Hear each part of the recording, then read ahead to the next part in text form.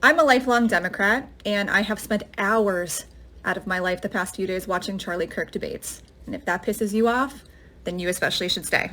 Because when I tell you I've been absolutely consumed, not by the debates themselves or why I didn't agree with him, but it's our party that has left me feeling unsettled. And if you're a Democrat watching this, I really hope you take this not as an attack, but like from a friend who really cares. First, let's talk about the concept of mob mentality, which by definition just means being influenced by a larger group and losing your own personal judgment in the process. And the example I want to use is that clip that was everywhere, that went viral, everybody was quoting it, where Charlie said, "I don't like the word empathy." We've probably all seen the short and the long version at this point, where he goes on to clarify that he prefers the word sympathy. Agree with him or disagree with him, doesn't matter to me. The point is, the real conversation never happened because the clip was cut in half. Why? To reinforce the idea that the right is full of these monsters who reject human feelings, right? That wasn't an accident. That omission was deliberate and strategic so that you would form an opinion about a person without using your own informed personal judgment. Does that bother you? If somebody's truly evil, shouldn't the truth just be enough?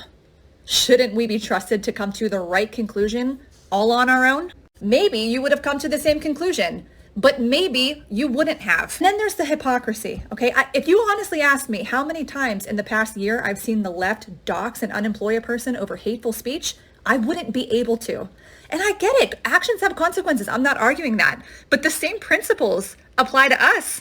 If we sound the fascism alarm, we cannot celebrate death over speech. If we advocate for gun control, we cannot celebrate gun violence. If we call for diversifying our worldview, we can't then close off conversations that are uncomfortable, but that could possibly, maybe, lead to some kind of understanding. If we call the right a cult, we cannot cancel influencers who show empathy and sympathy to the wrong family. Think about it.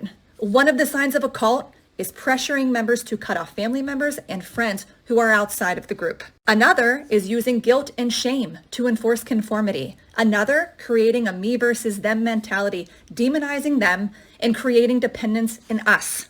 I really feel like Finnick right now. Remember who the real... So, I generally don't know if she's a Democrat. Like, perhaps you guys can tell me. I think she's a TikToker, right? Like, I don't follow TikTokers. But, everything she said is true for a lot of people that became right-wing. Not due to Charlie Kirk. I remember back in the day when almost everyone that I grew up with was a left-leaning person. And the reason they came up and said, okay, well, I'm a right-winger now, is because they realized they're being lied to. And she has like such a good point, where she says that quote from Charlie Kirk was manipulated on purpose.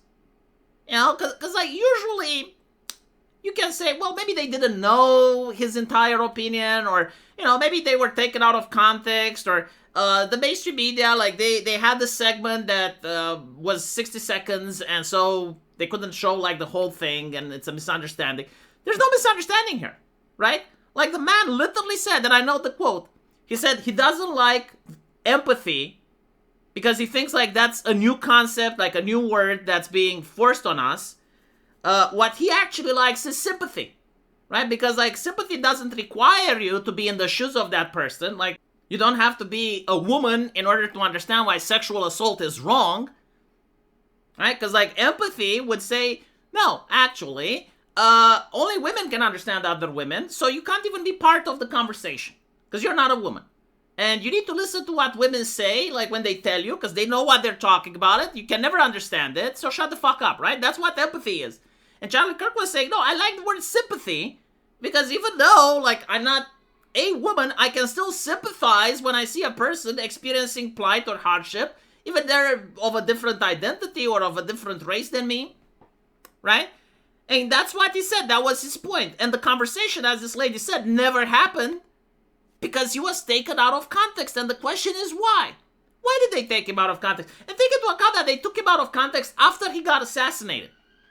Like someone actually went through his clips, found out that piece of information, and in order to try and make him look bad, they omitted that, and then they sent it to the left, not because of any other reason than to the fact that the optics were bad.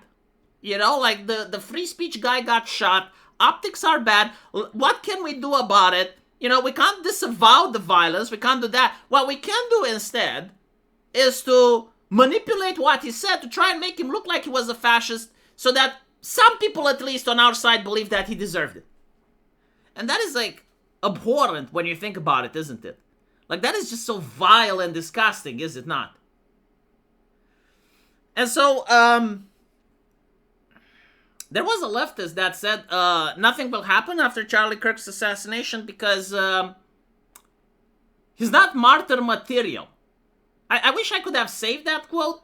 I'm pretty sure, like, if you Google it or if you ask ChatGPT for sources, it will tell you who said it. But there was, like, a lady on the news, and she basically said it on a talk show. It's like, yeah, he's not martyr material. No one will be that upset. I forgot exactly how she phrased it, but that was kind of the point. And the reality is, like, yeah, no, I think she didn't get it.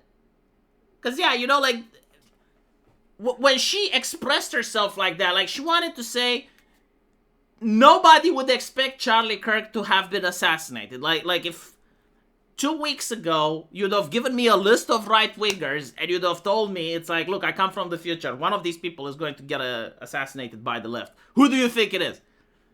I would have never guessed Charlie Kirk, right? Like, that would have been on the last of my mind. And specifically because of that.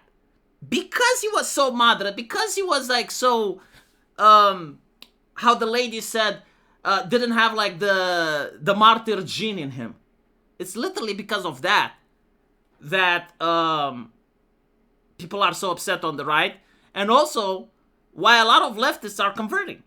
Like, I have seen so many leftists on Twitter right now saying, no, we're right-wingers now. It's like, what? Because I watched Charlie Kirk's videos. And they were lying to me. Like, really, that's what pisses them off the most, is the lies. It's not the message that Charlie Kirk had, right? Because, like, they've heard the message before. Like, Charlie Kirk was a very moderate right-winger. Like, there's no take that he had that most people haven't heard. No, the problem that they're saying is that they were lied to. And that's what pisses them off. And it's not just that quote, but, like, many other things. And that reminds me of when a lot of people became right-wingers because they lied about Trump. You know, like, both sides. You remember that? You know, Trump said, oh, there's good people on both sides. And individuals that actually started looking into that and listening to the whole speech, they were like, well, hold on a little bit. Why aren't they giving the full context? Why are they lying to me? And I think, like, this is the way that cults and groups and all this hive mentality gets to be dismantled, is by trying to show people that they're being lied to. And those that listen, I think they live and they never come back. Let me know what you guys think. And as usual, I will see you in the comment section. Take care.